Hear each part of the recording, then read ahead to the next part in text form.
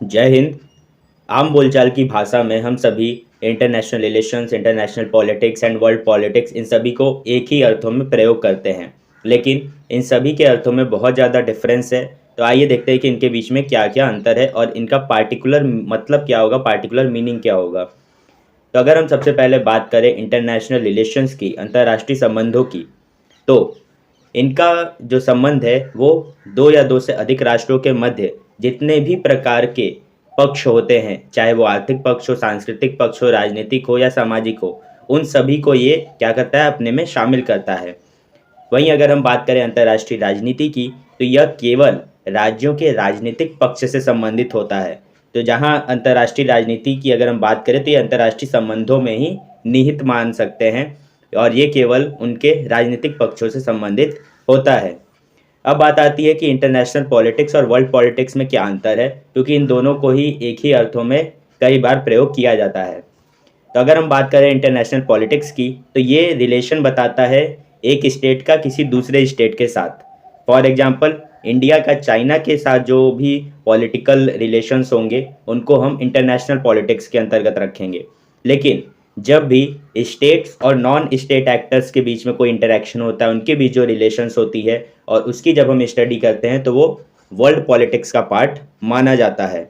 For example, अगर India का United Nations या फिर वर्ल्ड हेल्थ ऑर्गेनाइजेशंस या इस तरीके के जो नॉन स्टेट एक्टर्स हैं उनके साथ जब उसका राजनीतिक संबंध होता है तो उसे हम कहेंगे वर्ल्ड पॉलिटिक्स।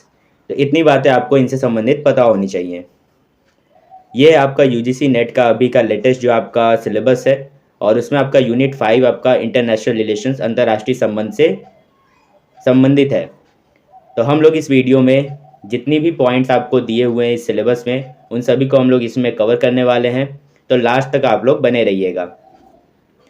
तब हम लोग बात करते हैं कि अंतर्राष्ट्रीय राजनीति की शुरुआत कैसे होती है। तो 1919 में यूनिवर्सिटी ऑफ वेल्स में सबसे पहले इसे एक स्वतंत्र विषय के रूप में शुरुआत किया गया और ये जो इसका अलग से डिपार्टमेंट बना, इसके जो हेड बनाए गए वो एल्फ्रेड जीमर्न और चार्ल्स वेबस्टर को बनाया गया और ये दोनों ही बहुत ही महत्वपूर्ण और बहुत ही ख्याति प्राप्त इतिहासकार अपने समय के थे।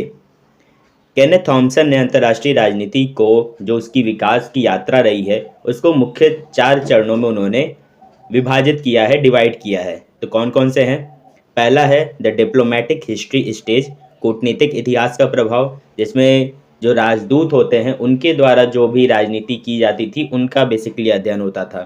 फिर दूसरा आता है द करंट इवेंट्स स्टेज, जिसमें केवल जो तुरंत की जो घटनाएं हो रही थी उन्हीं का अध्ययन हो रहा था, ना तो उसमें पास्ट की बात हो रही थी ना तो फ्यूचर इवेंट्स की बात हो रही थी।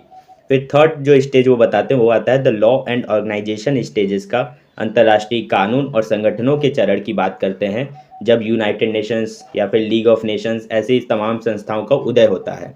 और चौथा वो बताते हैं सिद्धांत निर्माण की अवस्था, द कंटेम्प्रेरी स्टेज, जो कि आपके सेकेंड वर्ल्ड वॉर के बाद शुरू होती है। ये लोग बताते हैं कि अंतर्राष्ट्रीय राजनीति के बेसिकली 3 मुख्य तत्व होते हैं, 3 एलिमेंट्स होते हैं। कौन कौन से हैं? पहला है नेशनल इंटरेस्ट, दूसरा है कॉन्फ्लिक्ट और तीसरा है पावर, शक्ति।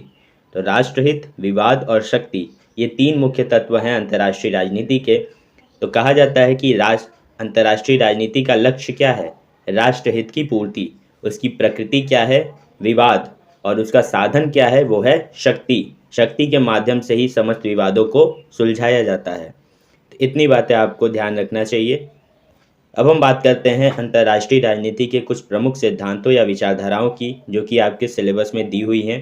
तो सबसे पहले हम बात करते हैं आदर्शवाद की अंतर्राष्ट्रीय राजनीति में क्या भूमिका रही है।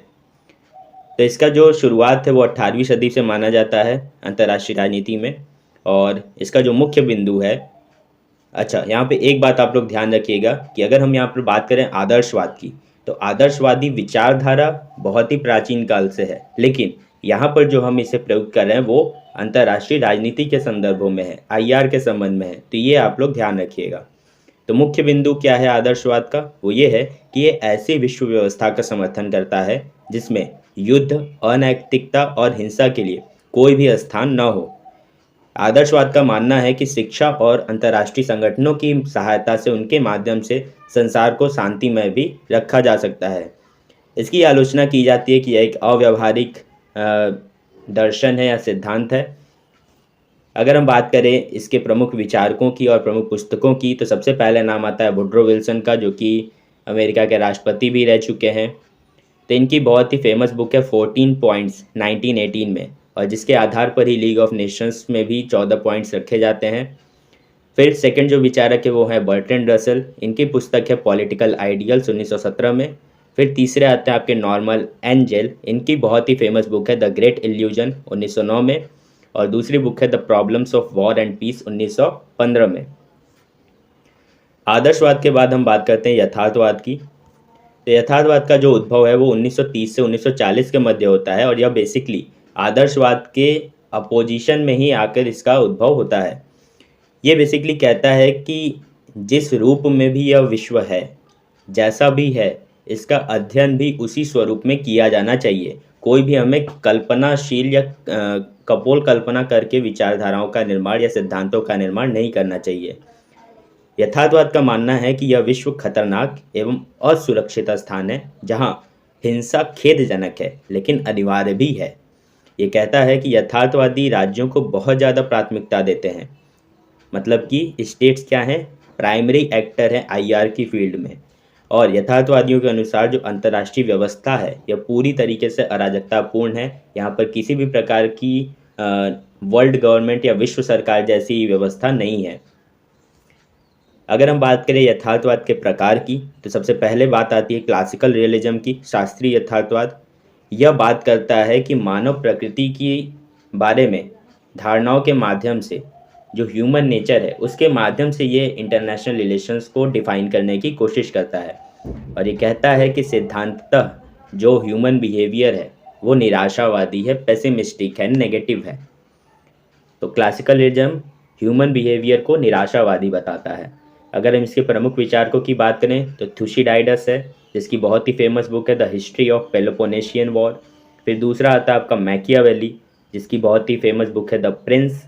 थर्ड आते हैं EH कार, जिनकी book the 20 year crisis 1919 to 1939 बहुत फेमस है, बहुत बार एग्जाम्स में पूछा जा चुका है। और EH कार की ही दूसरी बुक है व्हाट इज हिस्ट्री, इसको ध्यान रखिएगा। और उसके बाद बात आती है हांस जे मॉर्गनथाउ की, जिनकी बहुत फेमस बुक है पॉलिटिक्स एमंग नेशंस 1948 में। अब अगर हम बात करें हांस जे मॉर्गनथाउ के शक्ति सिद्धांत की, तो इससे बहुत बार क्वेश्चन पूछा जा चुका है। तो इन्होंने 6 सिद्धांत बताए थे अपने। क्या क्या थे? पहला था कि politics is govern by objective laws, जो राजनीति है वो हमेशा ऑब्जेक्टिव लॉज के द्वारा शासित होती है, उनको आप अपने हिसाब से फेरबदल नहीं कर सकते हैं। दूसरा है कि नेशनल इंटरेस्ट जो है, जो राष्ट्रहित है, वो हमेशा पावर के टर्म्स में उसको डिफाइन किया जाता है। फिर तीसरा आता है कि political ethics is different from universal moral principles, जो राजनीति में जो नैतिकता है वो सार्वभौमिक नैतिकता के सिद्धांतों से भिन्न है। इसीलिए जो सामान्य जीवन में हम जिन नैतिक मूल्यों की बात करते हैं, जिनको पालन करने की बात करते हैं, उनको राजनीति के क्षेत्र में भी पालन करना उचित नहीं है, सही नहीं है। फिर चौथा जो सिद्धांत है वो ये है कि particular nations can not impose their national aspirations on to other nations, कोई भी राष्ट्र अपनी राष्ट्रीय आकांक्षाओं को अन्य राष्ट्रों पर नहीं थोप सकते हैं। फिर पांचवा आता है कि ये pessimistic view of human nature की बात करते हैं कि जो मानव प्रकृति है वो निराशावादी होती है, नेगेटिव होती है। और छठवां जो आखिरी है वो है कि पॉलिटिक्स क्या है, एक ऑटोनॉमस स्फेयर है, राजनीति का एक स्वायत्त क्षेत्र है, अन्य क्षेत्र जो हैं उसके अंदर अतिक्रमण नहीं कर सकते हैं। ये बात आती है आपके मॉर्गनथाउ के इन 6 प्रिंसिपल्स को। तो जो भी मैंने उनको रेड कलर से किया है, उन अगर कीवर्ड्स को अगर आप लोग देख करके कीवर्ड्स के थ्रू आप लोग अगर याद करने की कोशिश करेंगे 1 से 2 बार, तो आपको याद हो जाएंगे।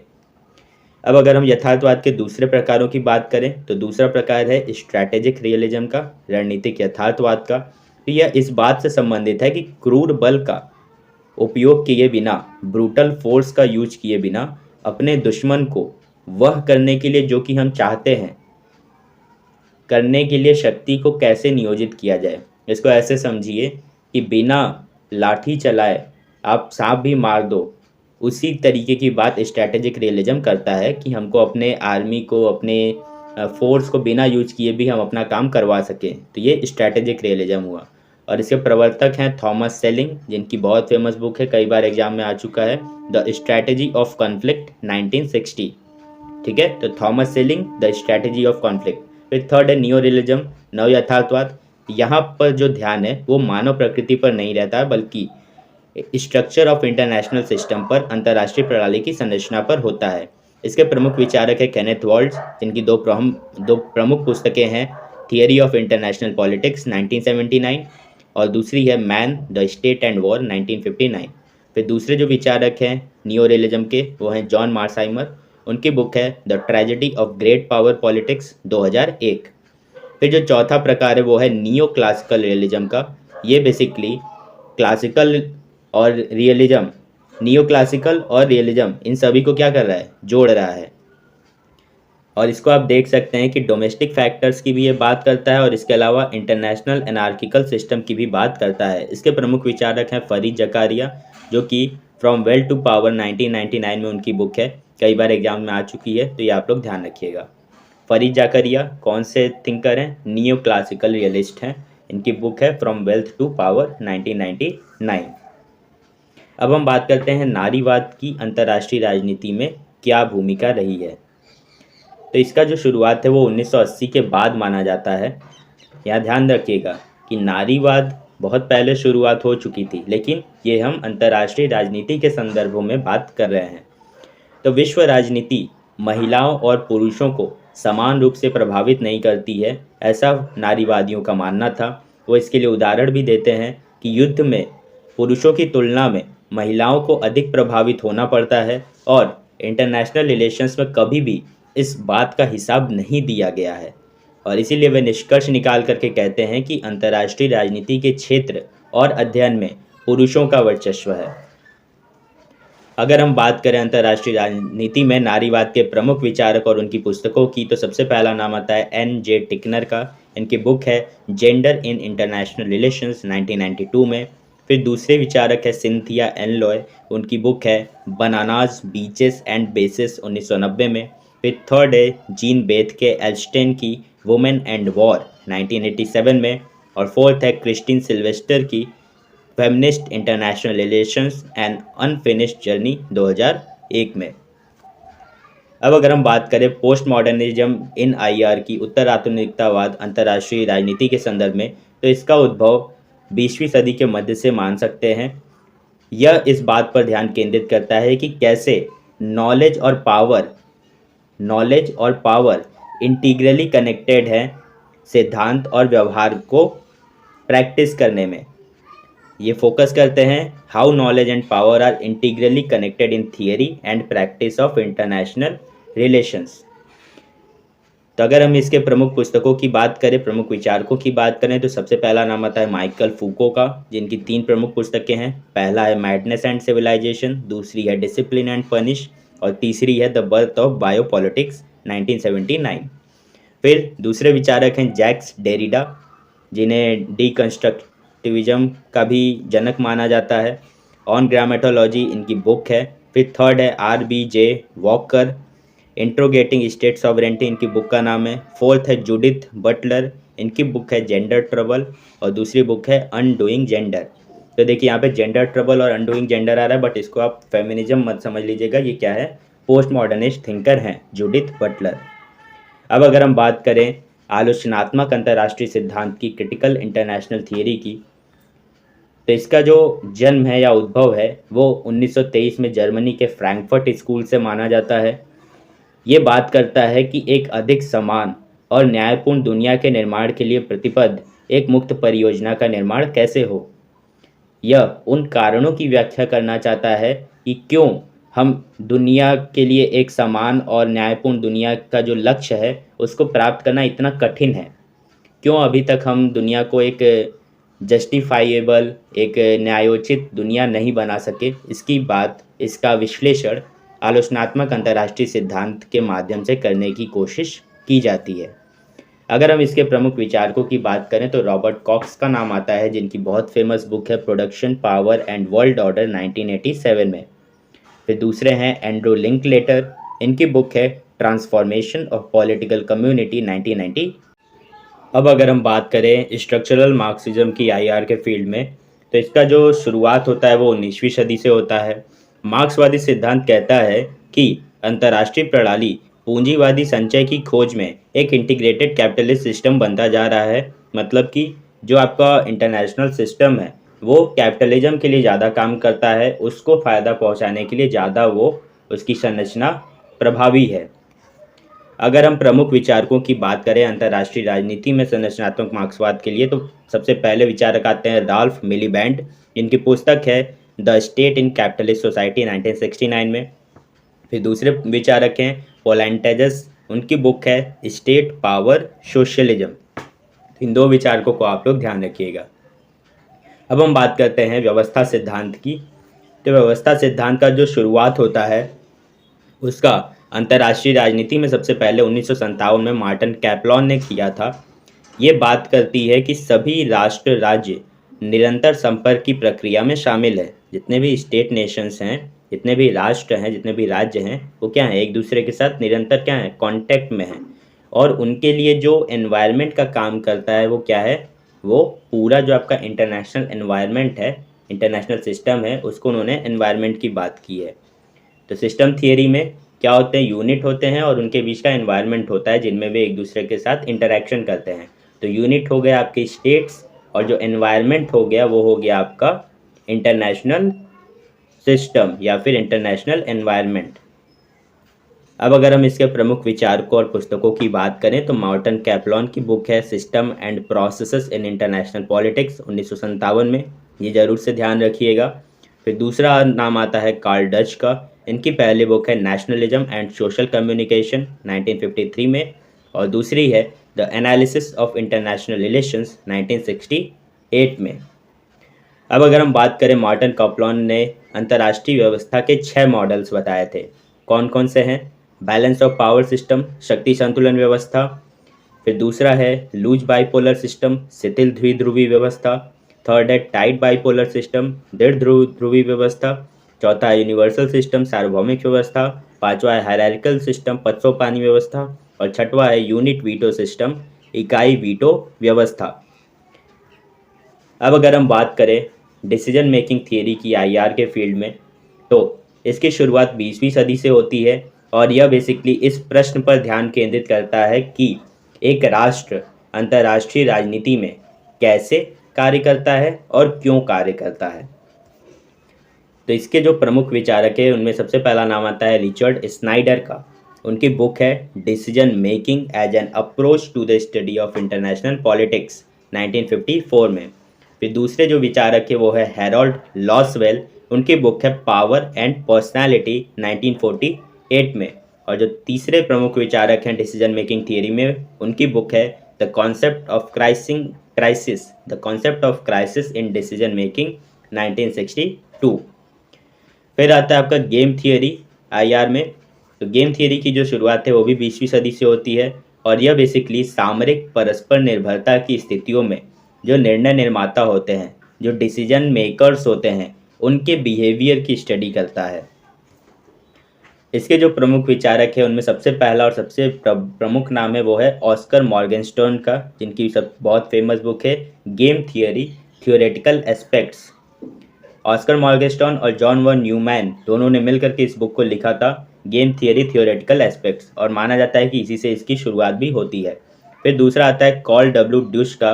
उनकी बुक है गेम थियरी एंड पॉलिटिक्स 1954। और थर्ड आता है जेम्स रॉबिन्सन की बुक है the concept of crisis in decision making 1962 में।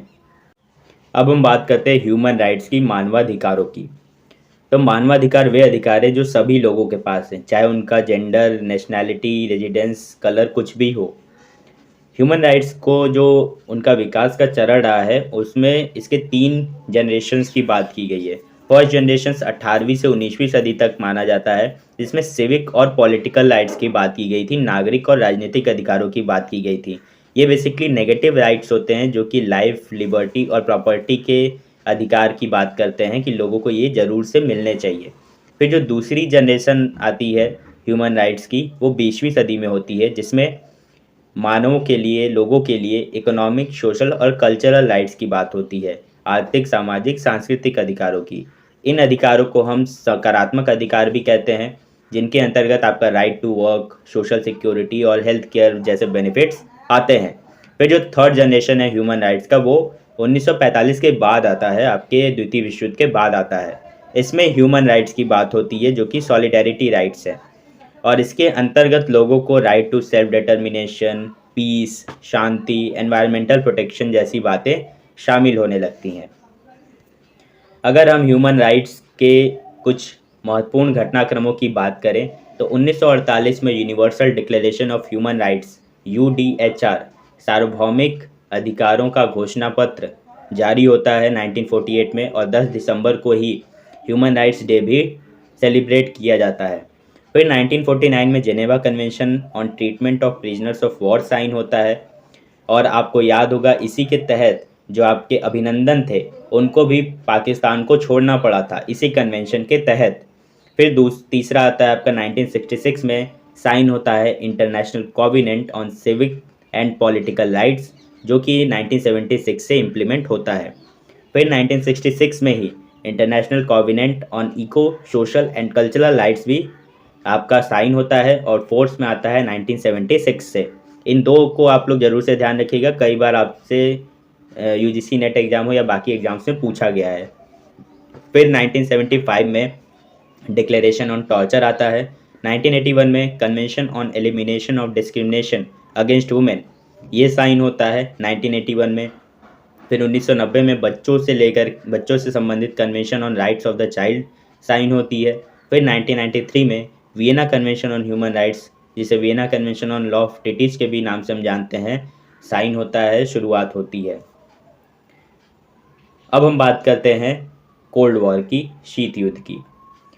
कोल्ड वॉर शब्द सबसे पहले वॉल्टर लिपमैन द्वारा उसे यूज किया गया था, क्वाइन किया गया था। कोल्ड वॉर के अंतर्गत दो गुट होते हैं। पहला होता है आपका कैपिटलिज्म, पूंजीवादी, जिसका नेतृत्व जो है वो आपका यूएसए कर रहा होता है, अमेरिका कर रहा होता है। और दूसरा जो गुट है वो है साम्यवादी गुट, कम्युनिस्ट गुट, जिसका नेतृत्व यूएसएसआर करता है। और इन दोनों गुटों की प्रतिस्पर्धा के फलस्वरूप दो सैनिक गुटों का भी निर्माण होता है, जिसमें कैपिटलिज्म के वजह से, जो यूएसए के वजह से नाटो का क्रिएशन होता है 1949 में, और यूएसएसआर के द्वारा वार्सा पैक्ट की शुरुआत होती है 1955 में। अगर हम कोल्ड वॉर के कुछ प्रमुख घटनाक्रमों के टाइमलाइन की बात करें तो सबसे पहले याल्टा कॉन्फ्रेंस होती है 1945 में, और कहा जाता है कि यूएसएसआर की वजह से ही जो आपका कोल्ड वॉर है इसकी शुरुआत होती है। फिर आयरन कर्टन स्पीच 1946 में आता है, कंटेनमेंट पॉलिसी 1947 में आती है, कोरियन वॉर 1950 to 53, इसका डेट आप लोग याद रखिएगा कोरियन वॉर का, क्योंकि कई बार एग्जाम्स में आपसे इसको मैच करने के लिए क्वेश्चन बनता है। तो देखिए कोरियन वॉर हो रहा है कोरिया में, बट इसके बीच में जो कॉन्फ्लिक्ट है वो किसके बीच है, वो यूएसए और यूएसएसआर के बीच में है। फिर बर्लिन वॉल का क्रिएशन होता है 1961 में यूएसएसआर के द्वारा। फिर क्यूबन मिसाइल क्राइसिस 1962 में होती है। वियतनाम वॉर 65 to 75, 10 सालों का वॉर होता है। उसके बाद 1986 में ग्लासनोस्ट और पेरिस्ट्रोइका का कॉन्सेप्ट आता है। आप लोगों के लिए एक क्वेश्चन ये है कि पेरिस्ट्रोइका और ग्लासनोस्ट का वर्ड मीनिंग क्या होगा, ये आप लोग कमेंट करके बताइएगा।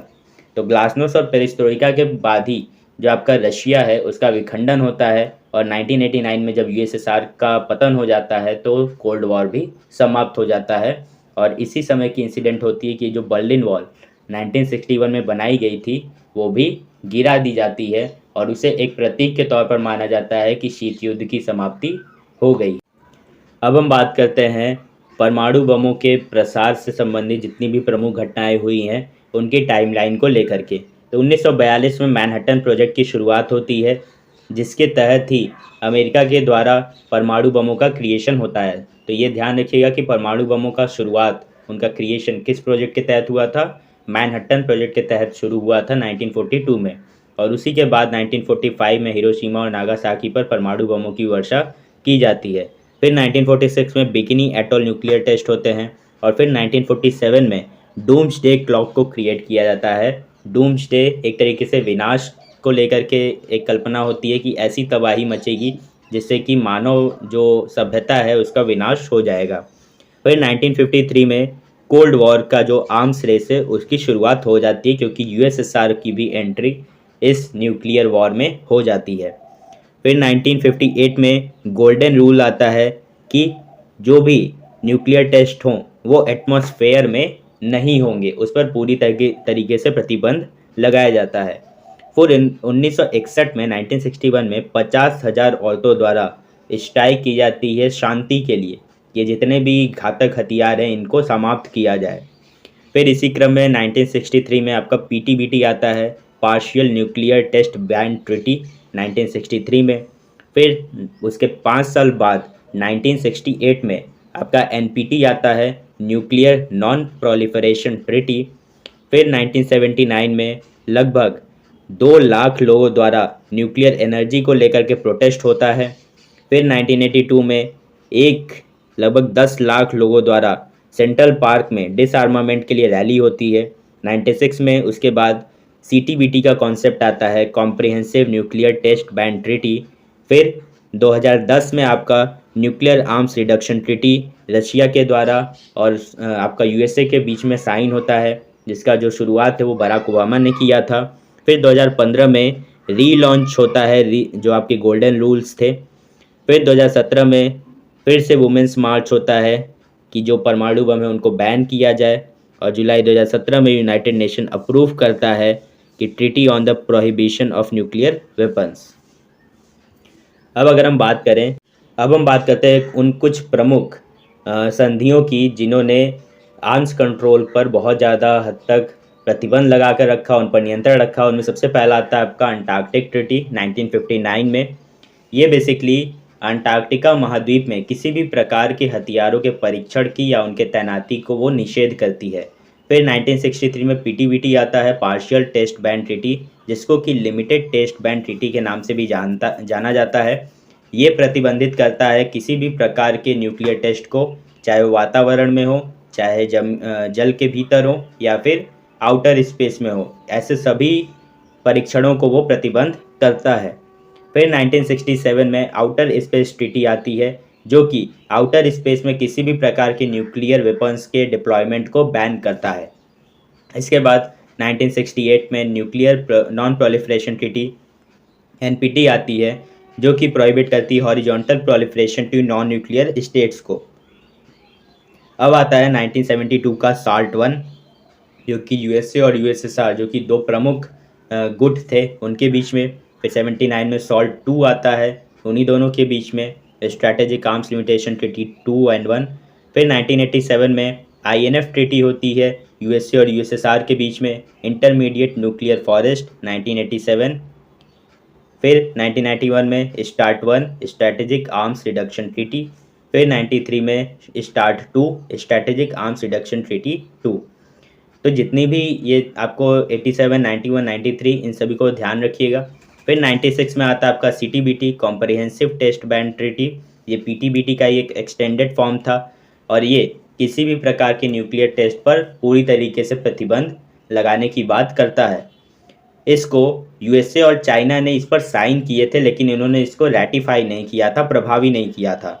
और पाकिस्तान, इंडिया और नॉर्थ कोरिया ने ना तो इस ट्रीटी पर साइन किया और ना ही इसे रेटिफाई भी किया, क्योंकि उनका लॉजिक ये था कि इस प्रकार के जो टेस्ट होते हैं उसकी वजह से हमारी जो संप्रभुता है उसको खतरा हो सकता है। अभी पिछले महीने फरवरी में न्यूज आई थी कि रशिया ने सस्पेंड कर दिए न्यू स्टार्ट ट्रीटी को। तो आखिर ये ट्रीटी क्या थी और कब से ये प्रभावी थी और कब इसका अंत हुआ था, इसको हम लोग जानते हैं। तो 2010 में न्यू स्टार्ट ट्रीटी आई थी, जिसे प्राग ट्रीटी के नाम से भी जाना जाता है। ये यूएसए और रशिया के बीच में कंडक्ट होती है। न्यू स्टार्ट को साइन किया गया था 2010 में और इन्फोर्स हुई थी 2011 से। न्यू स्टार्ट ने रिप्लेस किया था ट्रीटी ऑफ मॉस्को को, जिसे शॉर्ट के नाम से भी हम जानते हैं। ये बेसिकली ये जो ट्रीटी थी ये दोनों साइड से, यूएसए और रशिया दोनों को ही अपने न्यूक्लियर वॉरहेड्स का जो नंबर है उसको 1550 तक लिमिट करने पर सहमत हुए थे, और 22 फरवरी 2023 को इसे राष्ट्रपति पुतिन द्वारा पूरी तरीके से समाप्त कर दिया गया है। तो क्योंकि अभी रिसेंट का न्यूज़ है तो इसलिए आप लोग इसको ज़रूर से ध्यान रखिएगा, आपके एग्जाम में पूछा जा सकता है। अब हम बात करते हैं कुछ प्रमुख संगठनों की जो कि आपके सिलेबस में दिए हुए हैं। तो सबसे पहला नाम आता है यूनाइटेड नेशंस का। यूनाइटेड नेशंस शब्द फ्रैंकलिन डी रूजवेल्ट जो कि अमेरिका के राष्ट्रपति थे उनके द्वारा प्रयोग किया गया था। इसकी स्थापना 24 अक्टूबर 1945 से होती है। इसके सदस्यों की संख्या 193 है, 193 है, और साउथ सूडान इसका सबसे अंतिम सदस्य था जिसने इसकी सदस्यता ली थी। अगर हम बात करें यूएन के जो अंगों की, तो टोटल 5 अंग माने जाते हैं। पहला है UNGA, united nations general assembly महासभा, जिसके 193 मेंबर्स है और इसका हेडक्वार्टर है न्यूयॉर्क पे।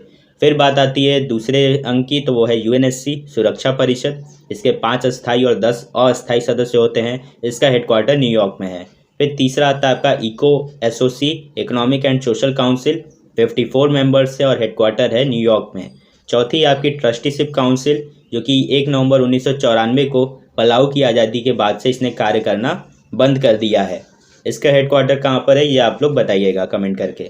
फिर पांचवी आती है ICJ international court of justice, जिसमें 15 जजेस होते हैं जिनका टेन्योर 9 साल होता है और इसका जो हेडक्वार्टर है वो हेग नीदरलैंड्स में है। आईसीसी और आईसीजे इंटरनेशनल क्रिमिनल कोर्ट और इंटरनेशनल कोर्ट ऑफ जस्टिस, इन दोनों में कई बार कन्फ्यूजन होती है। तो आईसीसी जो है उसका जो मुख्यालय है वो हेग नीदरलैंड्स में स्थित है और यह बेसिकली एक स्वतंत्र संगठन है, जबकि आईसीजे एक स्वतंत्र संगठन नहीं है, ये यूनाइटेड नेशंस का एक अंग है। तो आईसीसी का जो गठन है वो 1998 के रोम स्टैच्यू के अंतर्गत हुआ था। इसके तो टोटल 123 मेंबर्स हैं और आईसीसी को कोर्ट ऑफ लास्ट रिजॉर्ट भी कहा जाता है। अगर हमको आईसीसी और आईसीजे के बीच में एक डिफरेंस बताने को कहा जाए तो आईसीसी के अंतर्गत बेसिकली क्रिमिनल मैटर्स को लेकर के जाया जाता है और आईसीजी के अंदर सिविल मैटर्स की बात होती है। अब हम बात करते हैं आईएमएफ और आईबीआरडी की। आईबीआरडी को वर्ल्ड बैंक के नाम से भी जाना जाता है। तो इनकी शुरुआत बेसिकली ब्रेटन वुड्स एग्रीमेंट के तहत 1944 में होती है, जिसे 44 राज्यों द्वारा सहमति दी जाती है। उसके संस्थापक सदस्य होते हैं। सबसे पहला आता है आपका आईएमएफ इंटरनेशनल मॉनेटरी फंड, 1944 में वाशिंगटन डीसी में इसकी शुरुआत होती है। इसका उद्देश्य होता है स्थिर विनिमय दर को बनाए रखना, बैलेंस ऑफ पेमेंट का सामना कर रहे देशों को संसाधन देना, जैसा अभी पाकिस्तान में हो रहा है। इसके अलावा जो अंतर्राष्ट्रीय मौद्रिक सहयोग है उसको बढ़ावा देना आईएमएफ का मेन काम होता है। फिर अगर हम आईबीआरडी की बात करें, इसका फुल फॉर्म है international bank for reconstruction and development, 1944 में, और इसका जो हेडक्वार्टर है वो है वाशिंगटन डीसी में। इसका उद्देश्य है कि जो पुनर्निर्माण और विकास की आवश्यकता वाले देश हैं उनको लोन प्रोवाइड कराना। और तीसरा आता है आपका GATT, general agreement on tariffs and trade, 1948 में। 1995 में डब्ल्यूटीओ ने गैट की जगह ले ली थी और इसका हेडक्वार्टर जेनेवा स्विट्जरलैंड में सिचुएटेड है। अगर हम गैट की बात करें तो इसके मेन उद्देश्य हैं विश्व व्यापार संगठन, अंतर्राष्ट्रीय व्यापार और टैरिफ के नियमों और विनियमों का निरीक्षण करना। अब हम बात करते हैं ईयू की, यूरोपियन यूनियन की। यूरोपियन यूनियन की जो स्थापना है वो 1993 में मैस्ट्रिक्ट ट्रीटी के अंतर्गत होती है। इसके कुल सदस्यों की संख्या 27 है। इसका मुख्यालय ब्रसेल्स बेल्जियम में है। अगर हम इसके कुछ प्रमुख घटनाक्रमों की बात करें तो 1951 में ईसीएससी की स्थापना होती है, treaty of Paris, European coal and steel community. फिर 1957 में ट्रीटी ऑफ रोम साइन होती है, जिसके फलस्वरूप ईईसी की स्थापना होती है, यूरोपियन इकोनॉमिक कम्युनिटी की। फिर 1957 में ईएईसी की स्थापना होती है, यूरेटॉम, यूरोपियन एटॉमिक एनर्जी कम्युनिटी की। फिर 1985 में शेंजन एग्रीमेंट होता है, जिसके फलस्वरूप शेंजन फ्री मूवमेंट जोन की बात होती है, जो कि ये सुविधा प्रोवाइड कराती है कि जितने भी यूरोपियन कंट्रीज़ के देशों के नागरिक हैं वे बिना किसी पासपोर्ट या फिर वीज़ा के एक दूसरे देश में आसानी से आ जा सकते हैं। फिर 93 में मैस्ट्रिक्ट ट्रीटी साइन होती है और इन्फोर्स होती है 1993 से। 1999 में मॉनेटरी यूनियन साइन होता है और इन्फोर्स होता है 2002 से, जिसके फलस्वरूप ईयू नामक कॉमन करेंसी शुरू होती है और जिसे हम क्या कहते हैं, यूरो कहते हैं। 2007 में ट्रीटी ऑफ लिस्बन साइन होता है और 2016 में ब्रेक्जिट रेफरेंडम होता है, जिसके फलस्वरूप ब्रिटेन जो है ईयू को छोड़ देता है। और अगर हम इसकी बात करें तो आर्टिकल 50 के अंतर्गत जो प्रावधान है उसके तहत ही कोई भी सदस्य देश ईयू को जो सदस्यता है उसको छोड़ सकता है, लीव कर सकता है। और ये कब हुआ था? ये दिसंबर 2019 में हुआ था। और ये क्वेश्चन आपसे पिछले साल 2022 के शिफ्ट में पूछा जा चुका है, तो इसको आप लोग ध्यान रखिएगा। फिर 2020 में ब्रिटेन जो है EU को छोड़ता है और 31 जनवरी 2020 ये डेट होती है। अब हम बात करते हैं G20 की, ग्रुप ऑफ 20 की। तो इसकी स्थापना 1999 में होती है। इसका कोई भी हेडक्वार्टर नहीं होता है। इसके सदस्यों की संख्या अगर हम बात करें तो 19 सदस्य हैं, 19 देश हैं, प्लस यूरोपियन यूनियन है। और यूरोपियन यूनियन का अभी हम लोगों ने देखा कि टोटल कितने सदस्य देश हैं, वो हैं 27। तो टोटल कंट्रीज़ की अगर हम बात करेंगे तो 47 टोटल कंट्रीज़ हैं। G20 प्रेसिडेंसी सालाना तौर पर बदलती है, जिसे ट्रॉइका सिस्टम के नाम से जाना जाता है। प्रेजेंट जो G20 ट्रॉइका है, तो पिछले साल इंडोनेशिया था, इस साल इंडिया को प्रेसिडेंसी मिली है, और जो नेक्स्ट होगा ब्राज़ील को मिलेगा 2024 के लिए। तो G20 बेसिकली एक फोरम है जिसके जो डिसीजंस होते हैं वो लीगली बाइंडिंग नहीं होते, इसके निर्णय बाध्यकारी नहीं होते। इसमें 2 प्रकार के चैनल्स होते हैं। पहला है शेरपा चैनल्स, जिसके अंतर्गत G20 के जो स्टेट्स हैं उनके जो प्रमुख होते हैं, हेड्स होते हैं, उनकी मुलाकात होती है। और दूसरा होता है फाइनेंस चैनल, जिसके अंतर्गत इन G20 देशों के जो भी फाइनेंस मिनिस्टर होते हैं उनकी मुलाकात होती है। इंडिया इस साल G20 प्रेसिडेंसी 2023 की अध्यक्षता कर रहा है, और इस बार की थीम क्या है? वसुधैव कुटुंबकम। अब अगर हम बात करें G7 की, ग्रुप ऑफ 7 की, तो इसकी स्थापना 1975 में होती है। और पहले ये G8 था, लेकिन क्रीमिया युद्ध के चलते 2014 में रशिया को इससे बाहर निकाल दिया गया, और G8 से इस वजह से क्या हो गया? G7 हो गया। इसके मेंबर्स कौन कौन से हैं? UK, Canada, France, Germany, Italy, Japan and America. इसकी ट्रिक हो सकती है फर्जी UGC। F से क्या हो गया? फ्रांस हो गया, A से अमेरिका, R से रशिया, J से जापान, I से इटली, U से UK, G से जर्मनी, और C से हो गया आपका कनाडा। इसमें से आप R को निकाल देंगे तो रशिया बाहर हो चुका है। तो इस तरीके से आप इसको याद कर सकते हैं। फिर जो अगला महत्वपूर्ण संगठन है वो है ब्रिक्स। ब्रिक्स की शुरुआत जो होती है, शुरू में ये ब्रिक रहता है, BRIC, ब्राज़ील, रशिया, इंडिया और चाइना। लेकिन 2010 में जब साउथ अफ्रीका जुड़ जाता है इस संगठन से, तो ये हो जाता है ब्रिक्स। अगर हम ब्रिक्स के कुछ प्रमुख घटनाक्रमों की बात करें तो 2001 में ये जो टर्म है ब्रिक, इसे जिम ओ'नेल द्वारा यूज किया जाता है, क्वाइन किया जाता है। फिर 2009 में फर्स्ट ब्रिक्स समिट होती है येकैत्सिनबर्ग, रशिया में, और इसी समिट में भारत भी इसका एक सदस्य बनता है। 2010 में साउथ अफ्रीका जुड़ता है और ये क्या बन जाता है? ब्रिक्स बन जाता है। फिर 2012 में न्यू दिल्ली इसकी चौथी जो ब्रिक्स समिट है उसकी अध्यक्षता करता है। इसके बाद 2012 में BRICS cable with optical fibre communication system की अनाउंसमेंट होती है। और सबसे महत्वपूर्ण जो डिक्लेरेशन है वो है 2014 का फोर्टालेजा डिक्लेरेशन, जिसके अंतर्गत ब्रिक्स के द्वारा न्यू डेवलपमेंट बैंक NDB की शुरुआत की जाती है, और ब्रिक्स कॉन्टिजेंट रिजर्व अरेंजमेंट जो है साइन किया जाता है। तो NDB किस डिक्लेरेशन के तहत साइन की गई थी? फोर्टालेजा डिक्लेरेशन के तहत 2014 में। अब अगर हम बात करें आसियान की, association of south east Asian Nations की, तो इसकी स्थापना होती है 1967 में। इसका सचिवालय है आपका जकार्ता, इंडोनेशिया में। इसका मोटो है one vision, one identity, one community. इसके सदस्यों की बात करें तो Philippines, Malaysia, Singapore, Indonesia, Thailand, Vietnam, Brunei, Myanmar, Laos और कम्बोडिया आते हैं।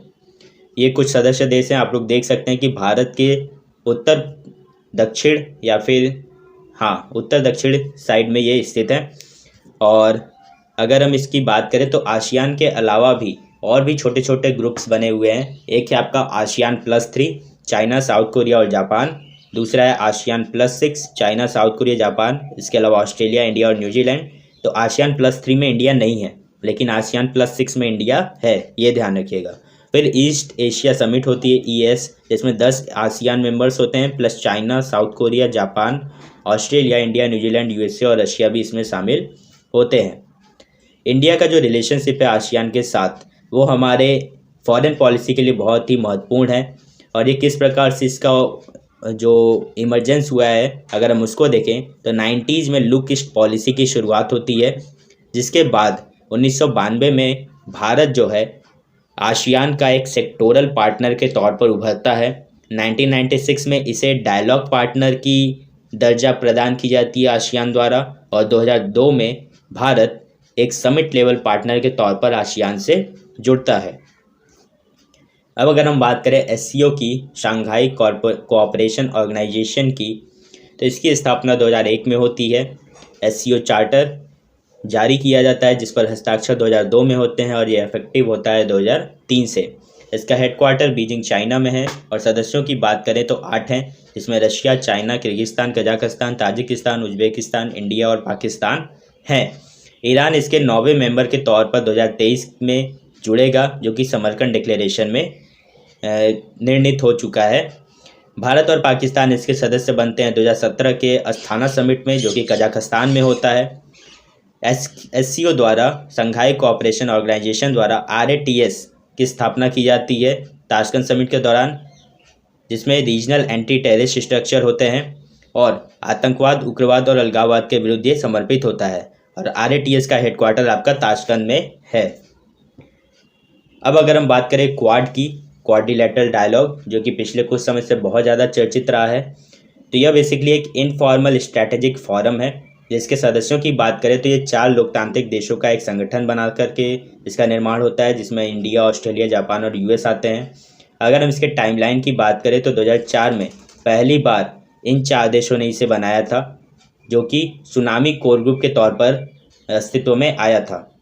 फिर 2007 में जब जापानीज PM शिंजो आबे भारतीय संसद में उद्बोधित करते हैं तो वे बात करते हैं कॉन्फ्लुएंस ऑफ द 2 सीज की, जिसमें वे इंडियन ओशन और पैसिफिक ओशन इन दोनों के समागम की बात करते हैं।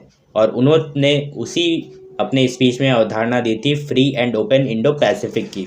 और इसी कड़ी में फिर 2007 में ही क्वाड 1.0 की शुरुआत होती है। लेकिन 2008 में ऑस्ट्रेलिया क्वाड से बाहर हो जाता है क्योंकि चाइना द्वारा उस पर बहुत सारे इकोनॉमिक प्रेशर्स डाले जाते हैं। फिर 2012 में शिंजो आबे ने ही वापस से शुरुआत की द डेमोक्रेटिक सिक्योरिटी डायमंड की, जिसके तहत उन्होंने वापस से इंडिया, जापान, US और ऑस्ट्रेलिया को एक मंच पर लाया। और जिसके बाद 2017 में क्वाड 2.0 को रिवाइव किया जाता है ईस्ट एशिया समिट मनीला में। और 2019 में फर्स्ट मिनिस्ट्रियल लेवल मीटिंग अपना स्थान लेती है। 2021 में first in person quad leaders की समिट होती है वाशिंगटन में, जिसके बाद ये बहुत ज़्यादा चर्चित होता है और लोगों को पता चलता है कि क्वाड्रिलैटरल डायलॉग आखिर क्या है। फिर 2022 में second in person Quad leader summit take place होती है टोक्यो में, जो कि हम लोग को पता है पिछले साल हुई थी। तो इतनी चीज़ें आपको, जितने भी चीज़ें आपके सिलेबस में आपके एग्ज़ाम के पॉइंट ऑफ व्यू से ज़रूरी हैं, वो सारी चीज़ें मैंने आपको इस वीडियो में कवर की हैं। इस वीडियो को यहाँ तक देखने के लिए आपका बहुत बहुत शुक्रिया। अगर आपको ये वीडियो अच्छी लगी हो, आपको एफर्ट अच्छा लगा हो, तो इसको एक बार लाइक ज़रूर कर दीजिएगा। धन्यवाद।